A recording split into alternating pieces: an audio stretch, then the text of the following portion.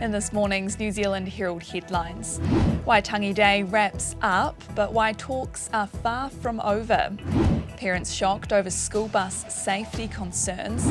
And Prince Harry touches down in the UK following the King's cancer diagnosis. Ngā te Mārie, I'm Shuri Kinnear. It's Wednesday, the 7th of February. Waitangi Day commemorations have wrapped up for another year, while discussions around the treaty are far from over.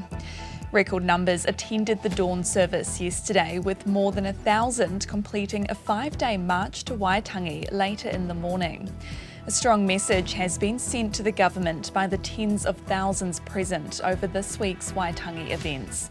The government's message has done little to allay fears, but a show of solidarity among Māori is promising to protect Te Tiriti.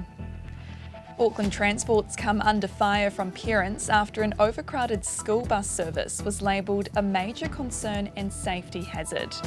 One concerned mother told the Herald about 40 kids are forced to stand on the buses after all seats are occupied with no air conditioning. Video shows some students having to stand on top of seat backs while holding onto handrails. AT say they're working with school bus operators across Auckland to help ensure that there's enough capacity on bus routes to get students to school safely. It's thought a spike in New Zealand's unemployment rate is on the cards later this morning. Multiple bank economists estimate it to land at 4.3%, up from the September quarter's 3.9%. ANZ economist Henry Russell says he picks that too. The key driver of that is the ongoing recovery in labour supply, reflecting the record net migration inflows we've seen. The Inter-Islanders bosses are being called into Parliament to front up to MPs about the future of Kiwi Rail's ferry service. Kiwi Rail will go before the Transport and Infrastructure Select Committee next week. It follows Finance Minister Nicola Willis axing plans to deliver 2 new purpose-built ships to replace an ageing fleet.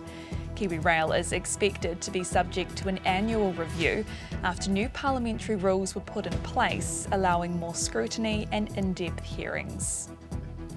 And Prince Harry has flown in from the US to see his father, King Charles, who's just been diagnosed with cancer.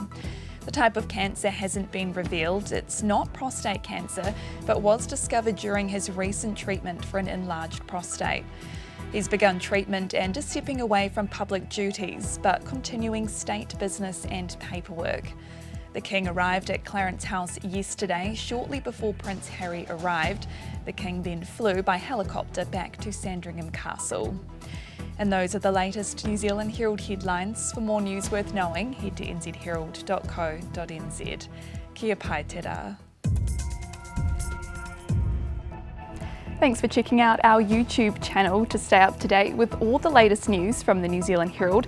Click the subscribe button below or check out one of the videos here and head over to nzherald.co.nz for more details on these stories and more.